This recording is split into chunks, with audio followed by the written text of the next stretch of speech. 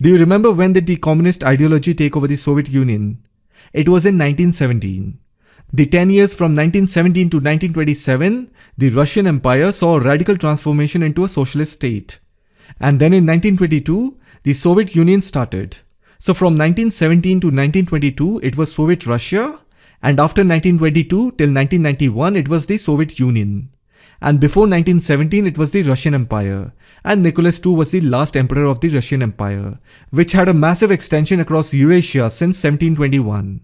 So basically in 1917, there was a Russian civil war, where the Bolsheviks took control. Who were the Bolsheviks? They were far leftist, Marxist followers, and their founder was Vladimir Lenin. Anyhow, I'm not going to make this a history lesson. Perhaps I'll make a separate video on the history of the Soviet Union. Anyways, the point that I'm trying to make is that it was in 1917 when communists gained control over Soviet Russia. And their aim was to destroy capitalism and create a socialist society. The thing about communism is that they don't believe in culture, religion, or in the idea of the nation. So naturally Lenin, Stalin, then Nikita Khrushchev, Boris Yeltsin, all of them destroyed the Russian culture, the nationalist sentiments, and did not do anything to revive it. And then in 1991, when the Soviet Union collapsed, 15 republics which together formed the Soviet Union all got separated. The Western countries started preaching to the world that they have completely destroyed the Soviet Union. They have created a new history. The end of the Cold War was seen as a victory of democracy over communism. And that is where the world started thinking communism is associated with dictatorship.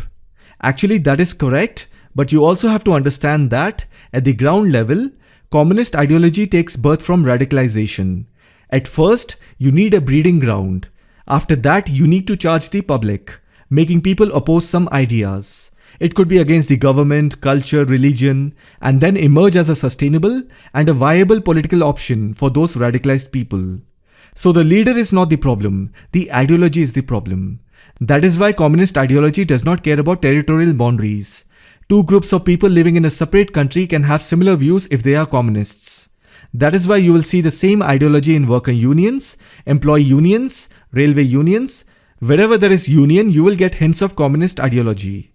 Always remember, communists have always participated in charging people. They have an anti-establishment mindset. They will tell you things like you are poor because that person is rich. They will talk in such a sweet manner and convincing manner that you will not even realize when you got radicalized. That is how they charge people. So communism is a mindset.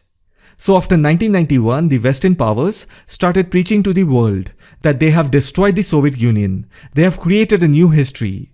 They created a narrative. End of Cold War is seen as a victory of democracy over communism. And that is where the world started thinking communism is associated with dictatorship. But what happened was by 1991, communism was out of Russia. As I said, communism is an ideology. It is a mindset. So it left Russia in 1991 after destroying 70 years of Russian culture. But then it moved deep into the Western society and it destroyed their culture, values, everything. That is why you will see that today in the United States, Canada and European countries, there's a huge identity crisis. All of the material progress, their per capita GDP, their democracy, prosperity is of no use. People are neck deep in consumerism. They have gone woke. They don't even respect their elders. All they want is more rights. There is no culture, there are no values, there are no ethics, no feeling of nationalism. Unfortunately, the same Western lifestyle is slowly spreading in India.